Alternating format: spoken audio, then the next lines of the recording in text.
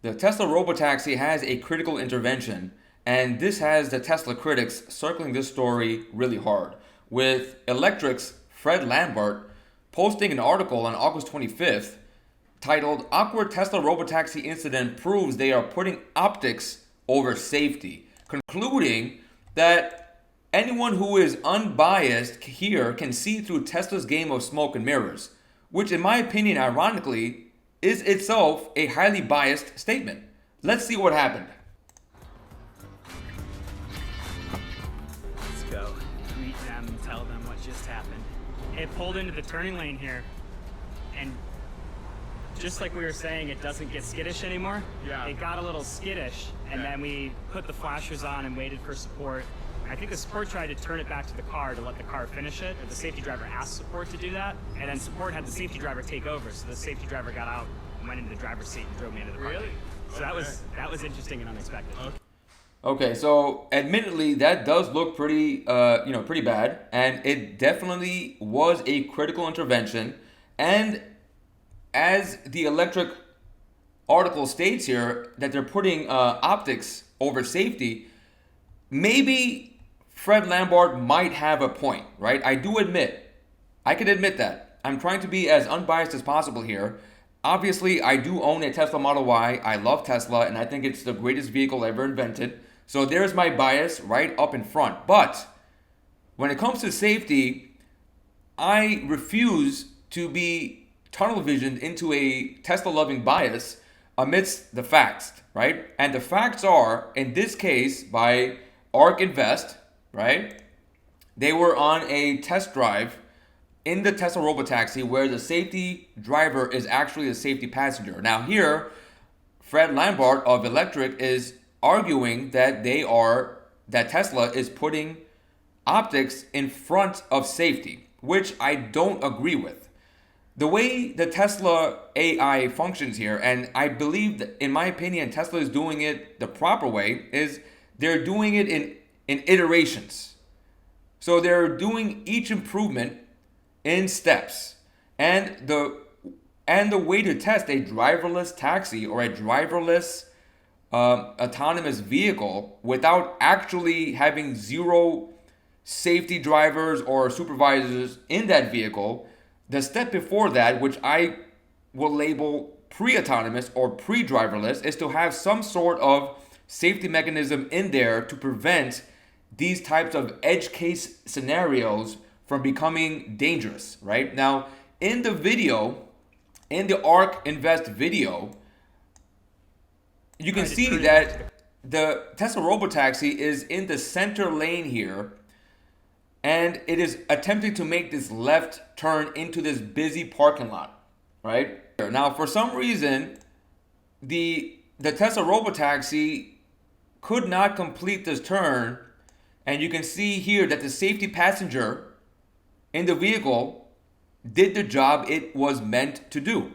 It was meant to ensure the safety of the public around the vehicle and of the drivers and occupants inside the vehicle from edge cases like this. Now, Tesla has logged over a billion miles from its Tesla full self-driving supervised consumer version, and its safety record is well known, with disengagements or critical interventions averaging after about 10,000 miles. So for every 10,000 miles driven or logged, a safety intervention or a disengagement may occur, which is a good safety record. And it is already proven to be safer than normal human drivers.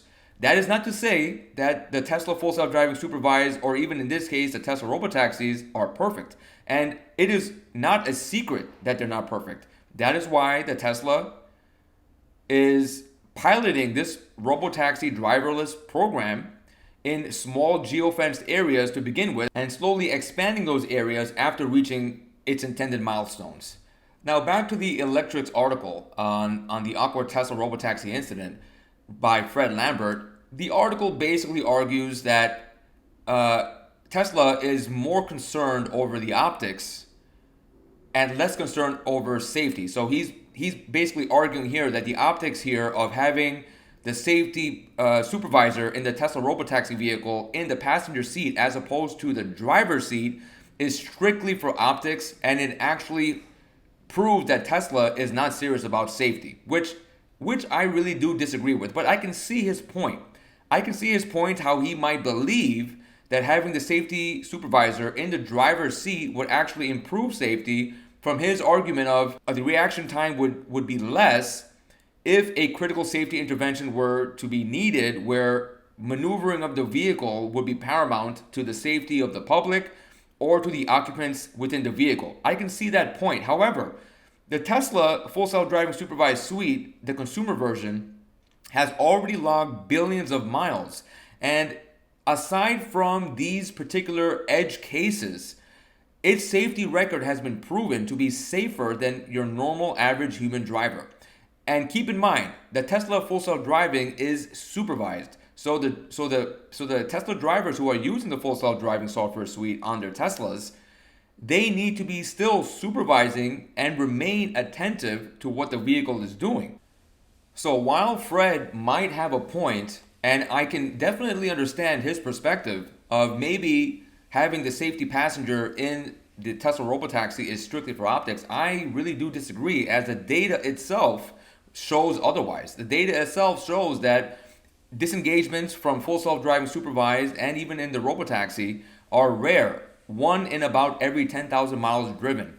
And aside from these edge cases, Tesla has already proven its track record with safety. So it is in my opinion, Tesla is doing it the proper way, as opposed to just releasing a fully driverless autonomous robotaxi before it has actually been truly tested in the real world.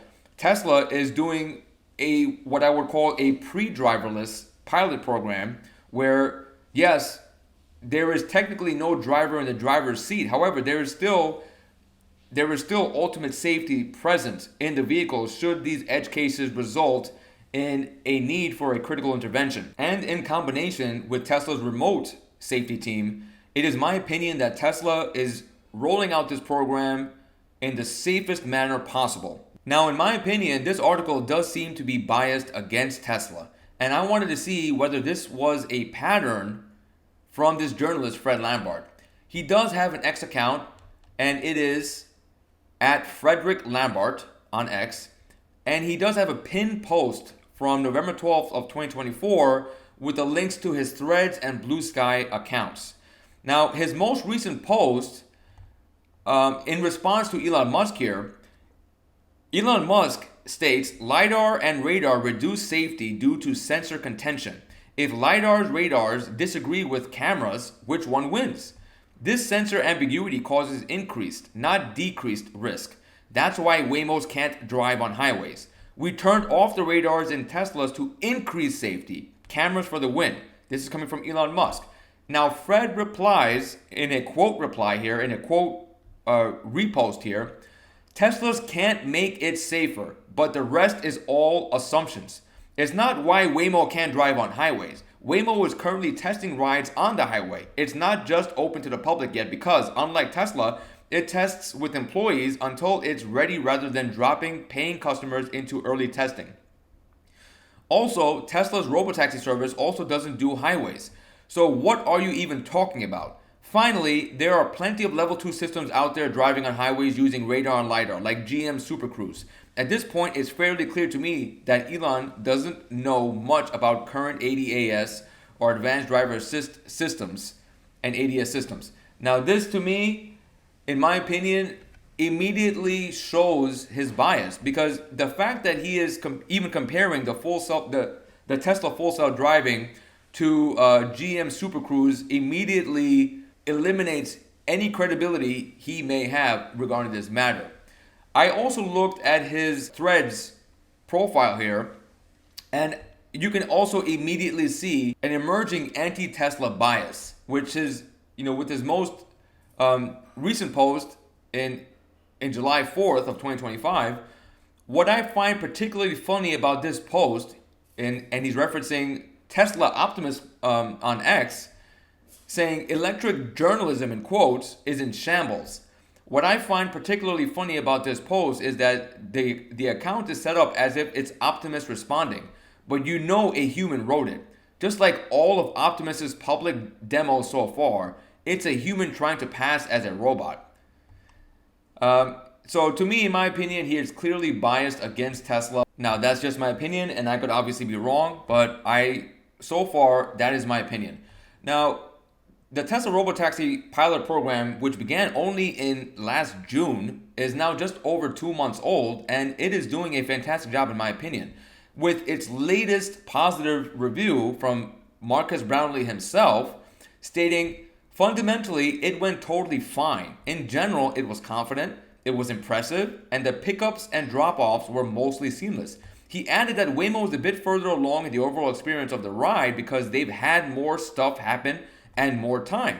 But that Tesla service is less of an eyesore. The software in the car is really good and is potentially more scalable.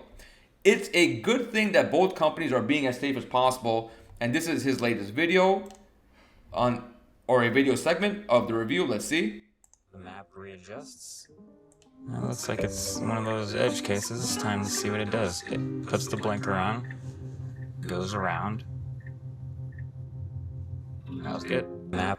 Okay, now that is just one of many positive examples of the Tesla Robotaxi successfully navigating what we would call edge cases. And in that case, there was a blockage on the road with a tractor, and the Tesla Robotaxi autonomously navigated and overtook that tractor in a safe manner. And this is coming from Marcus Brownlee.